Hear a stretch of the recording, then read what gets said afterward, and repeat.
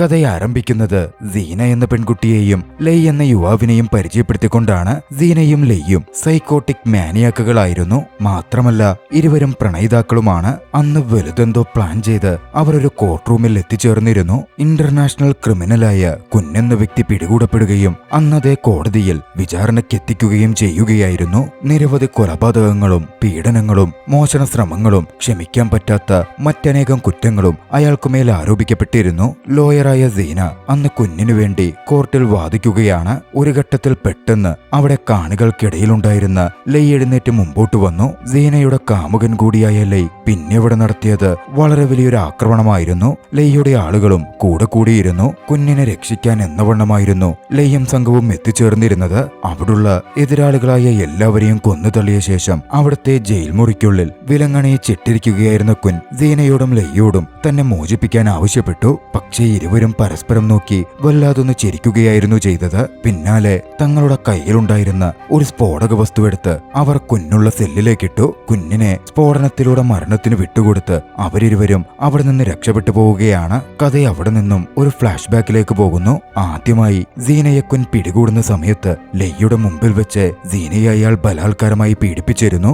ലെയ്ക്കന്ന് നിസ്സഹായനായി നോക്കി നിൽക്കാനേ സാധിച്ചുള്ളൂ. അന്നവൻ ആത്മഹത്യ ചെയ്യാൻ പോലും ശ്രമിച്ചിരുന്നു. പക്ഷേ പിന്നീടത് വേണ്ടെന്ന് വെച്ച് കുഞ്ഞിനെതിരെ പ്രതികാരം ചെയ്യും എന്നെന്ന് ശപഥം ചെയ്യുകയായിരുന്നു. ആ പ്രതികാരമാണ് കൃത്യമായൊരു അവസരം കിട്ടിയപ്പോൾ അവരിരുവരും ചേർന്ന് നടപ്പിൽ വരുത്തിയിരിക്കുന്നതും. അകത്ത് ആക്രമണം നടക്കുമ്പോൾ പുറത്തൊരു സ്വാട്ട് ടീം നിൽക്കുന്നുണ്ടായിരുന്നു. ക്രിമിനൽ കുഞ്ഞിനെ പ്രൊട്ടക്ട് ചെയ്ത് ജയിലിലെത്തിക്കുകയായിരുന്നു അവരുടെ ഡ്യൂട്ടി. അകത്തുള്ള സ്ഫോടന ശബ്ദവും മറ്റും കേട്ടതും ക്യാപ്റ്റൻ ഗൂവും സംഘവും അകത്തേക്ക് പാഞ്ഞു കയറി. അകത്തേക്ക് കയറി ചെന്ന അവർ ലെയുടെ ആളുകളുമായി ഷൂട്ടൌട്ടിൽ ഏർപ്പെടുകയാണ്. അകത്തേക്ക് എത്തിച്ചേർന്ന ഗൂവിനെടുക്കൽ ബന്ദിയായ ഒരു യുവതിയെപ്പോലെ സീന വന്നു. സീനയെ പ്രൊട്ടക്ട് ചെയ്യാൻ ഗൂ ശ്രമിച്ചതും സീന ഗൂവിനെ പിന്നിൽ നിന്ന് കുത്തുകയാണ്. അതോടെ ഗൂ സീനയെ തിരിച്ചടിച്ചു. അവിടെ ഉണ്ടായിരുന്ന മറ്റുള്ളവരെ കൊലപ്പെടുത്തി സീനയെയും ലെയ്യെയും ഗൂ ബന്ദിയുമാക്കി. പക്ഷേ സീനയെ രക്ഷപ്പെടുത്താൻ ലെയ് ഒരു സ്ഫോടക വസ്തു പ്രയോഗിക്കുകയാണ്. ആ സ്ഫോടക വസ്തു പൊട്ടിത്തെറിച്ച് ലെയ് കൊല്ലപ്പെട്ടു. പ്രഹരമേറ്റ് ഗൂ താഴെ വീഴുകയും ചെയ്തിരുന്നു. തന്റെ ബോയ്ഫ്രണ്ട് അങ്ങനെ മരണപ്പെട്ട് വീണത് കണ്ട്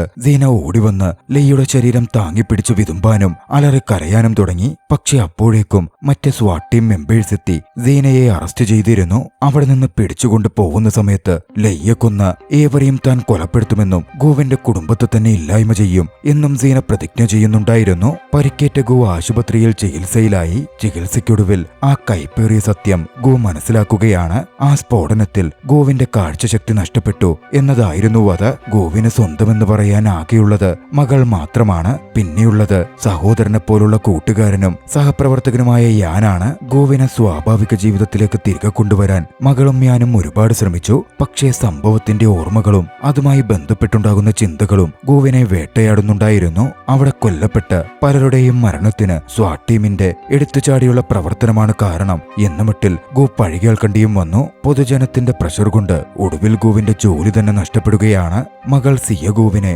കാര്യമായി നോക്കുന്നുണ്ടെങ്കിലും ഗോവിനൊന്നും ഉൾക്കൊള്ളാനോ പുതിയ ജീവിതവുമായി പൊരുത്തപ്പെടാനോ സാധിക്കുന്നുണ്ടായിരുന്നില്ല.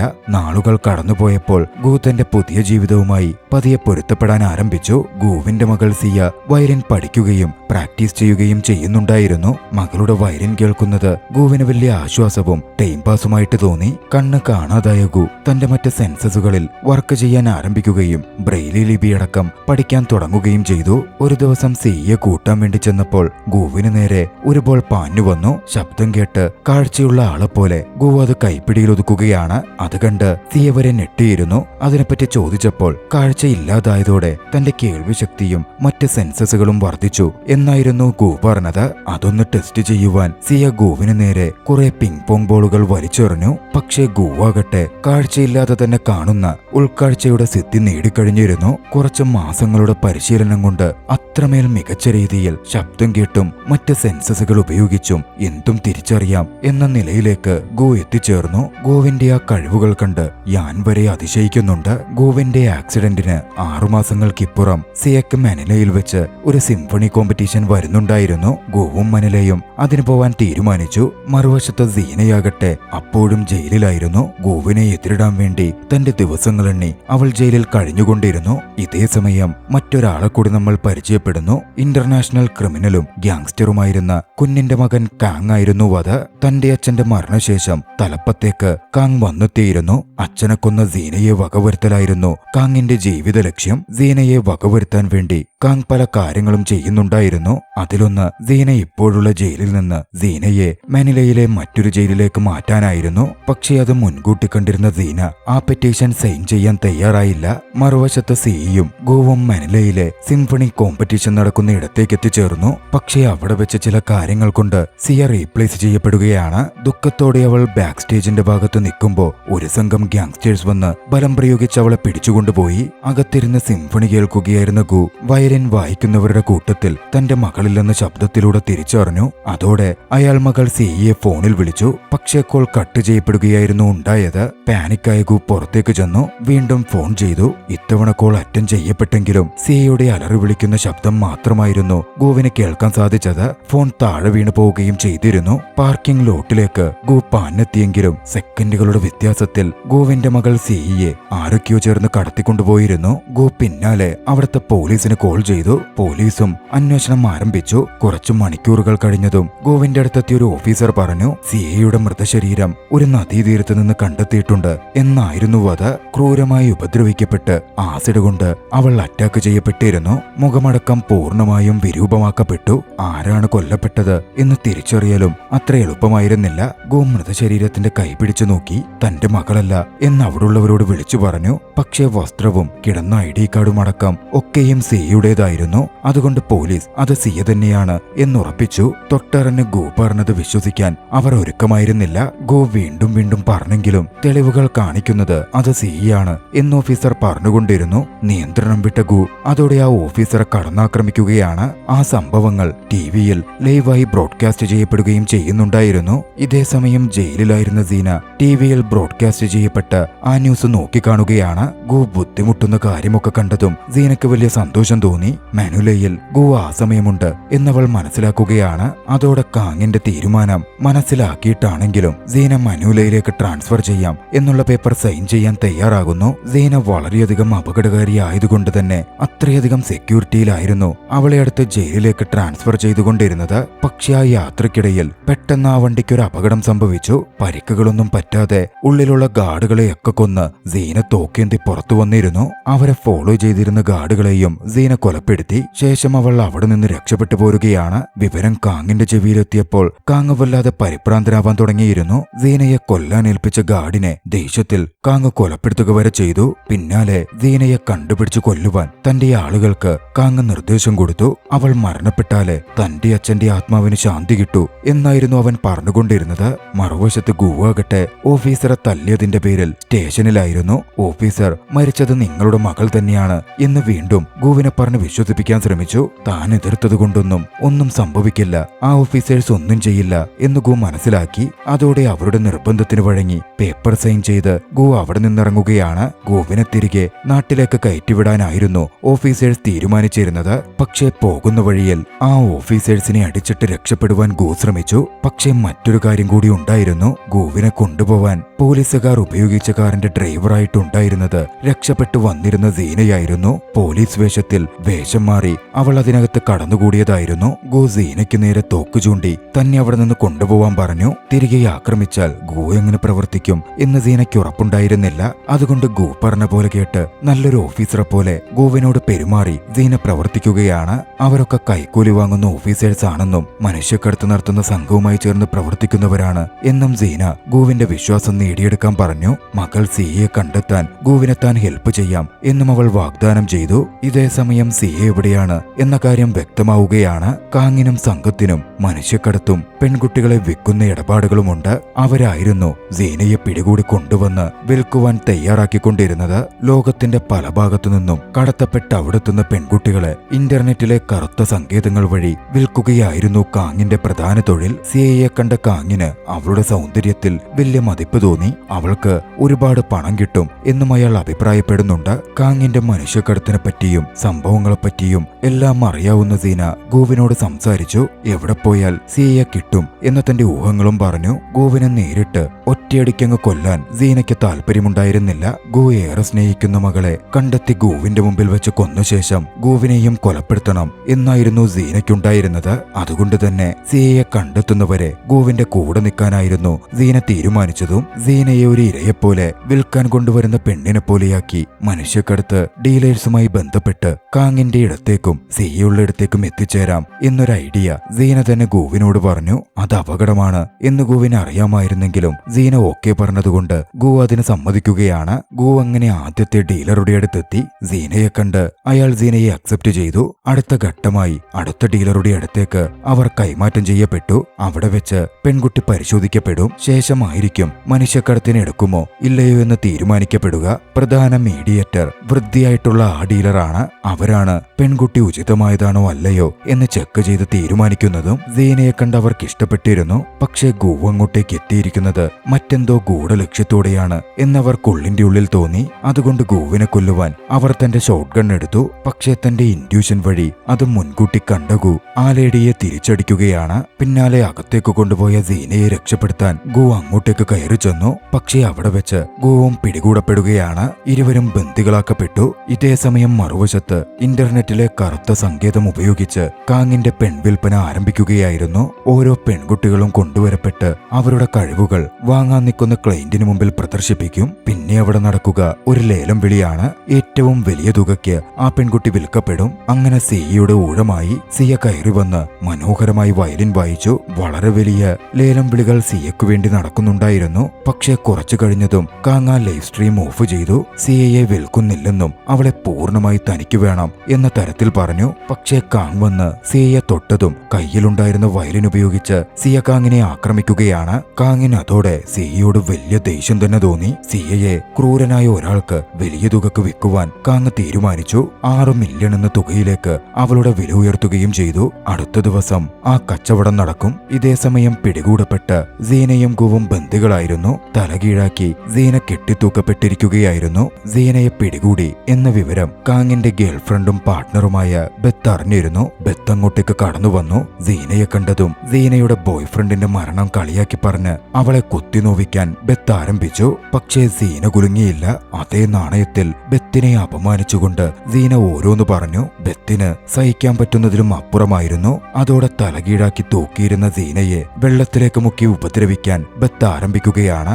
മരണവേദനയുടെ അറ്റമെത്തുമ്പോൾ ബെത്ത് അവളെ പൊക്കിയെടുക്കും. അങ്ങനെ അത് തുടർന്നുകൊണ്ടിരുന്നു. പക്ഷേ ഒരു ഘട്ടത്തിൽ ബെത്ത് ഗുവിനെ കൊല്ലാൻ ഷൂട്ട് ചെയ്തതും വിദഗ്ധമായി ഗു തന്റെ കൈവിലങ്ങ് പൊട്ടിച്ചു. ശേഷം ബെത്തിനെ ആക്രമിക്കാൻ ഗു ശ്രമിച്ചെങ്കിലും ബെത്ത് ഗുവിനെ ചവിട്ടി താഴെയിടുകയാണ്. പിന്നാലെ സീനയെ വെള്ളത്തിൽ മുക്കി മരിക്കാൻ വിട്ട് ബെത്ത് അവിടെ നിന്ന് മാറി. ഗുവാകട്ടെ അവിടെ ഉണ്ടായിരുന്ന ഗ്യാങ്സ്റ്റേഴ്സിനെതിരെ ഫൈറ്റ് ചെയ്ത് കാര്യങ്ങൾ കീഴ്മേൽ തിരിച്ചു. ഒരു ഘട്ടത്തിൽ വെള്ളത്തിൽ മുക്കിയിട്ടിരുന്ന സീനയെ അവൻ രക്ഷപ്പെടുത്തുകയും ചെയ്തു. അവിടെ നിന്നും പോയ ബെത്ത് കാങ്ങിനെടുക്കൽ സീനയെ പിടികൂടി എന്ന വിവരം അറിയിക്കുകയായിരുന്നു. കുറച്ചു കഴിഞ്ഞ് അവരെ നോക്കുവാൻ സീന പഴയയിടത്തേക്ക് വന്നു. പക്ഷേ ഗുവും സീനയും അവളെ ആക്രമിക്കാൻ തയ്യാറായി നിൽക്കുന്നുണ്ടായിരുന്നു. ആക്രമിച്ച് അവരിരുവരും ചേർന്ന് ബെത്തിനെ ബന്ദിയാക്കി. സിയ എവിടെയെന്ന് ഗു ബെത്തിനെ ചോദ്യം ചെയ്യാൻ ആരംഭിച്ചു. പക്ഷേ ബെത്തൊന്നും പറയുന്നുണ്ടായിരുന്നില്ല. ഒടുവിൽ അവളുടെ കഴുത്തിലേക്ക് ഒരു ഗ്ലാസ് കുത്തിയിറക്കിയപ്പോഴായിരുന്നു അവൾ അവസാനമായി വാ തുറന്നത്. ഉള്ളതിൽ ഏതാണ് സിയെന്ന് അവൾക്കറിവുണ്ടായിരുന്നില്ല. പക്ഷേ അവസാന ആഴ്ച തട്ടിക്കൊണ്ടുവരപ്പെട്ട പെൺകുട്ടികളൊക്കെയും മെയ് എന്ന വ്യക്തിയുടെ കസ്റ്റഡിയിലാണുള്ളത് എന്ന് ബെത്ത് അവരോടായി പറഞ്ഞു. ഈ പറഞ്ഞ മെയ് എന്ന വ്യക്തി കാങ്ങിന്റെ വലങ്കൈയാണ്. ഇതേ സമയം അതേയിടത്തേക്ക് പോലീസ് ഓഫീസർ രാമ അന്വേഷണത്തിന്റെ ഭാഗമായി എത്തിച്ചേരുകയായിരുന്നു. രക്ഷപ്പെട്ട് ഗുവിനെ അന്വേഷിച്ചെത്തിയതാണ് അയാൾ. ബെത്ത് കൂടുതൽ എന്തെങ്കിലും പറയുന്നതിനു മുമ്പേ സീന ബെത്തിനെ ചവിട്ടി. അതോടെ ഗുവിന്റെ കയ്യിലുണ്ടായിരുന്ന ഗ്ലാസ് റോഡ് ബെത്തിന്റെ ശരീരത്തിലേക്ക് ആഴ്ന്നിറങ്ങി ബെത്ത് മരണപ്പെട്ടു. പിന്നാലെ സീന ഗുവിനെയും കൂട്ടി അവിടെ നിന്ന് പോരുകയാണ്. തന്റേതെന്ന് പറഞ്ഞ് ഒരു വീട്ടിലേക്കായിരുന്നു സീന ഗുവിനെ എത്തിച്ചത്. പക്ഷേ യാഥാർത്ഥ്യത്തിൽ ജയിലിൽ നിന്ന് രക്ഷപ്പെടുന്ന സമയത്ത് പോലീസ് വേഷവും പോലീസ് ഐഡന്റിറ്റിയും കിട്ടുവാൻ സീന ഒരു ലേഡി ഓഫീസറെ കൊന്നിരുന്നു. ആ ഓഫീസറുടെ വീടായിരുന്നു അത്. ഗുവിന് അപ്പോഴും സീനയുടെ പെരുമാറ്റത്തിലോ ഒന്നും സംശയം തോന്നിയിരുന്നില്ല. സീനയാകട്ടെ ഗുവിന്റെ മുറിവുകൾ ട്രീറ്റ് ചെയ്തു കൊടുത്തു. ഇതേ സമയം മറുവശത്ത് തന്റെ പ്രിയ പാർട്ട്ണർ ബെത്ത് കൊല്ലപ്പെട്ട വിവരം കാങ് അറിയുകയാണ്. അതോടെ ഏറെ ദേഷ്യം വന്ന കാങ് തന്റെ വലങ്കൈ മെയ്യെ രക്ഷപ്പെട്ടു പോയ ഗുവിനെയും സീനയെയും കൊല്ലാൻ പറഞ്ഞയക്കും. കാണിക്കുന്നു. കുറച്ചു സമയം പിന്നിട്ട് ഗു ഒളിച്ചു താമസിക്കുന്ന അപ്പാർട്ട്മെന്റിന്റെ മുമ്പിലേക്ക് റാമയെത്തി. ഓഫീസർ റാമ ഡോറിന്റെ മുമ്പിൽ മുട്ടി. കറപ്റ്റഡ് ഓഫീസറായ റാമയ്ക്കൊപ്പം മെയ്യും സംഘവും ഉണ്ടായിരുന്നു. തന്റെ ഇൻഡ്യൂഷനിലൂടെ ഗു അത് മനസ്സിലാക്കിയിരുന്നു. ആക്രമിക്കപ്പെടും എന്നുറപ്പായ ഗു വീടിനുള്ളിൽ പലതരം ട്രാപ്പുകൾ ഒരുക്കി. അവർ ബ്രേക്ക് ചെയ്ത് അകത്ത് കടന്നതും ട്രാപ്പ് വർക്ക് ചെയ്ത് അവിടുത്തെ ഗ്യാസ് സിലിണ്ടർ സ്ഫോടനം സംഭവിക്കുന്നു. മെയ്യുടെ കുറേയധികം ഗ്യാങ്സ്റ്റേഴ്സ് കൊല്ലപ്പെട്ടിരുന്നു. സീനയും ഗുവും രക്ഷപ്പെട്ടു പോവാൻ ആരംഭിച്ചു. പക്ഷെ മെയ് ഗുവിനെ എതിരിടുകയാണ്. സീനയാകട്ടെ ആ സമയം മറ്റ് ഗ്യാങ്സ്റ്റേഴ്സുമായി ഫൈറ്റ് ചെയ്യാൻ ആരംഭിച്ചു. പക്ഷേ ശക്തമായ ഫൈറ്റിനൊടുവിൽ തന്ത്രപരമായ നീക്കങ്ങളിലൂടെ മെയ്യെ ഗു ബന്ദിയാക്കി. സീനയും കൂടെ ചേർന്നിരുന്നു. മെയ്യെ ഉപദ്രവിച്ച് കടത്തിക്കൊണ്ടുവന്ന പെൺകുട്ടികൾ എവിടെ എന്നവർ മനസ്സിലാക്കി. മെയ്യുടെ സഹായത്തോടെ തന്നെ അവരിരുവരും അങ്ങോട്ടേക്ക് എത്തിച്ചേർന്നു. അവിടെ ഉണ്ടായിരുന്ന പെൺകുട്ടികളിൽ ഭൂരിഭാഗം പേരെയും അവർ മോചിപ്പിച്ചു. പക്ഷേ ആ കൂട്ടത്തിൽ സിയ ഉണ്ടായിരുന്നില്ല. പിന്നാലെ മെയ് ഗുവിനാൽ ചോദ്യം ചെയ്യപ്പെട്ടു. പക്ഷേ തനിക്ക് ഉറപ്പില്ലെന്നും ഒന്നുകിൽ അവൾ വിൽക്കപ്പെട്ടിട്ടുണ്ടാകും അല്ലെങ്കിൽ വിൽപ്പനയ്ക്ക് കാങ്ങിന്റെ അടുത്തുണ്ടാകും എന്നായിരുന്നു മെയ് പറഞ്ഞത്. ഇതേസമയം ആക്രമണങ്ങളിൽ പരിക്കേറ്റിരുന്ന രാമ സ്റ്റേഷനിൽ മടങ്ങിയെത്തിയിരുന്നു. അപ്പോഴാണ് ഗുവിന്റെ കൂട്ടുകാരൻ യാൻ അങ്ങോട്ടേക്ക് വന്നു ചേരുന്നത്. കേസിൽ രാമ എന്ത് പ്രോഗ്രസ് ആണ് ഉണ്ടാക്കിയത് എന്ന് ഞാൻ രാമയോട് ചോദിച്ചു. പക്ഷേ ഇൻഫോർമേഷൻസ് ഒന്നും ഷെയർ ചെയ്യാൻ രാമ ഒരുക്കമായിരുന്നില്ല. അതോടെ തന്റെ സുഹൃത്ത് ഗുവിനെ തിരഞ്ഞ് ഞാൻ ഇറങ്ങിപ്പുറപ്പെടുകയാണ്. ഇതേസമയം മറുവശത്ത് ഗു സീനയുടെ കഴുത്തിൽ കത്തിവെച്ചിരുന്നു. യാഥാർത്ഥ്യത്തിൽ അവൾ ആരാണ് എന്ന് ഗു അവളോട് ചോദിച്ചു. കാരണം അപ്പാർട്ട്മെന്റിൽ നിൽക്കുന്ന സമയത്ത് അവിടെ കൊല്ലപ്പെട്ട സ്ത്രീയുടെ മൃതശരീരത്തിൽ സീന ചിലത് ചെയ്യുന്നത് ഗു തന്റെ സെൻസിലൂടെ മനസ്സിലാക്കിയിരുന്നു. പുഴുത്തു തുടങ്ങിയ ഒരു മനുഷ്യ ശരീരത്തിന്റെ ഗന്ധം ഗുവിന് കിട്ടിയിരുന്നു. ആ അപ്പാർട്ട്മെന്റ് തന്റെയാണ് എന്ന് പറഞ്ഞ സീന പണ്ട് തന്റെ ബോയ് ഫ്രണ്ട് പറഞ്ഞപ്പോൾ അവിടെ വെച്ച് എല്ലാവരും കേക്ക് പറഞ്ഞ വാചകങ്ങൾ ഒന്നുകൂടി ആവർത്തിച്ചു. അത് കേട്ടതും തന്റെ എതിരെ നിൽക്കുന്നത് സീനയാണ്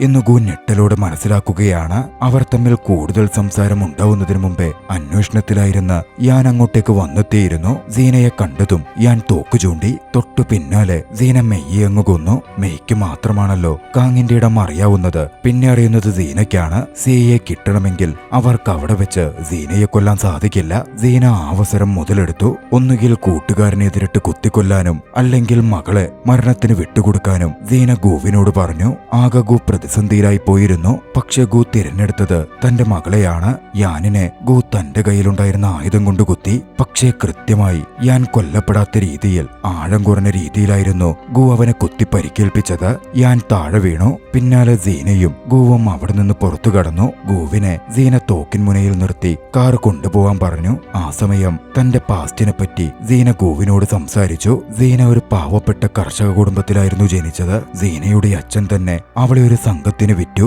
പിന്നീട് ഒരു ഘട്ടത്തിൽ സീന ആ ഗ്യാങ്ങിലെ ഏവരെയും കൊലപ്പെടുത്തിയിരുന്നു. അവിടെ ഉണ്ടായിരുന്ന കാലം തൊട്ട് അവളുടെ ആകെയുള്ള ഫാമിലി ഗോവിനാൽ കൊല്ലപ്പെട്ട അവളുടെ ബോയ് ഫ്രണ്ട് മാത്രമായിരുന്നു. ജീവന തുല്യം അവർ സ്നേഹിച്ചു. തന്റെ മുമ്പിൽ വെച്ച് ഗു അവനെ കൊന്നു. അതുകൊണ്ട് തനിക്ക് പ്രതികാരം ചെയ്യണമെന്നും മകളുടെ മുമ്പിൽ വെച്ച് ഗുവിനെ കൊന്ന് ഗുവിന്റെ മകൾ സിയെ തന്നെപ്പോലെ ഒരാളാക്കി മാറ്റുമെന്നും അവൾ രോഷത്തോടെ പറഞ്ഞു. കാര്യമൊക്കെ ശരിയാണ് എന്ന് പറഞ്ഞ ഗു ആദ്യം അതിന് സിയെ രക്ഷപ്പെടുത്തണം കാങ്ങിനടുത്തു നിന്നും എന്നായിരുന്നു അവളോട് പറഞ്ഞത്. സീനയുടെ നിർദ്ദേശപ്രകാരം അവരിരുവരും ഒരിടത്തെത്തി. ആയുധ കച്ചവടക്കാരനായ ഒരാളുടെ അടുത്തായിരുന്നു അത്. അവിടെ നിന്ന് അവർ ആവശ്യത്തിന് ആയുധമെടുത്തു. സീന ആ ആയുധ കച്ചവടക്കാരനെ കൊന്നുകളഞ്ഞു. സീന ആയുധങ്ങൾ എടുക്കുമ്പോൾ കൊല്ലപ്പെട്ട ആയുധ കച്ചവടക്കാരന്റെ കയ്യിലുള്ള ബൗൺസി ബോൾ ഗു കയ്യിലെടുത്ത് പിടിച്ചിരുന്നു. ഇതേസമയം കാങ്ങിന്റെ ഇടത്ത് സിയെ വിൽപ്പനയ്ക്ക് കൊണ്ടുവന്നിരിക്കുകയായിരുന്നു. ക്രൂരനായ കാങ് സിയയുടെ അടുത്തു വന്ന് എന്റെ കൂടെ നിൽക്കാമെന്ന് നീ സമ്മതിച്ച നിനക്കിവിടെ നിൽക്കാം, ഇല്ലെങ്കിൽ ഇപ്പോ നിന്നെ വെക്കും.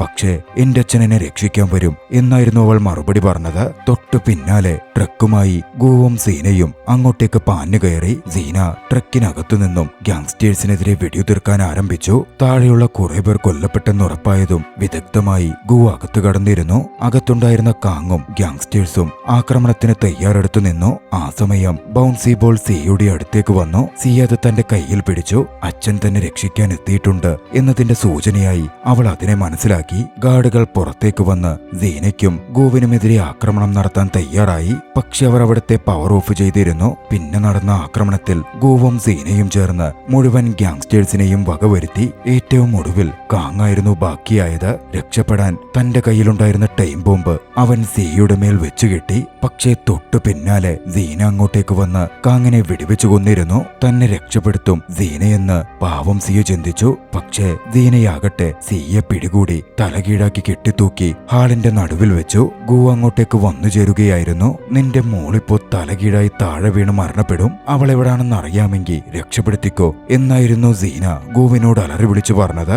ഇതേ സമയം തന്റെ കയ്യിലുണ്ടായിരുന്ന ബൗൺസി ബോൾ സീന ഗുവിന് നേരെ എറിഞ്ഞു. ബൗൺസി ബോൾ കൃത്യമായി സെൻസ് ഉപയോഗിച്ച് ഗു തന്റെ കയ്യിലാക്കിയിരുന്നു. സീന സിയയുടെ പിടിവിട്ടു. സിയ താഴേക്ക് പതിക്കാൻ പോയതും സിയയുടെ സ്ഥാനം മനസ്സിലാക്കിയിരുന്ന ഗു സിയ താഴെ വീഴാതെ സിയയെ രക്ഷപ്പെടുത്തുകയാണ്. ആ പ്രവൃത്തിക്ക് തൊട്ടു മുമ്പ് സീനയുടെ ഇടം മനസ്സിലാക്കി ഗു സീനയെ വെടിവെച്ചു കൊല്ലുകയും ചെയ്തിരുന്നു. പക്ഷേ എന്നിരുന്നാലും പ്രശ്നം അവസാനിച്ചിരുന്നില്ല. സിയയുടെ ശരീരത്തിൽ കാങ്ങുവെച്ച ബോംബുണ്ടായിരുന്നു. എന്തു ചെയ്യുമെന്നറിയാതെ ഗു ആകെ പരിഭ്രാന്തനായി. എപ്പോൾ വേണമെങ്കിലും സ്ഫോടനം നടന്ന് മകൾ കൊല്ലപ്പെടാം. ഭാഗ്യവശാൽ പരിക്കേറ്റിരുന്നെങ്കിലും ഞാൻ അങ്ങോട്ടേക്ക് എത്തിച്ചേരുകയാണ്. തനിക്കേറ്റ മുറിവ് മാരകമായിരുന്നില്ലെന്ന് പറഞ്ഞ ഞാൻ ഗുവിനെ സഹായിച്ചു. സിയയുടെ ശരീരത്തിലുണ്ടായിരുന്ന ടൈം ബോംബ് അവൻ ഡിഫ്യൂസ് ചെയ്തു. അങ്ങനെ സിയ രക്ഷപ്പെടുകയാണ്. ഗു പിന്നീട് ജയിലിൽ അടയ്ക്കപ്പെട്ടിരുന്നു. സിയയും ഞാനും കൂടി ഗുവിനെ കാണാൻ ജയിലിലെത്തി. ജീവിതത്തിലെ സന്തോഷ മുഹൂർത്തങ്ങൾ ഗുവിനോട് പങ്കുവെച്ചുകൊണ്ടിരുന്നു. ഗുവും ഒക്കെ കേട്ട് സന്തോഷിക്കുന്നുണ്ടായിരുന്നു. ആ ദൃശ്യങ്ങളോടെ ചലച്ചിത്രം അവസാനിക്കുന്നു.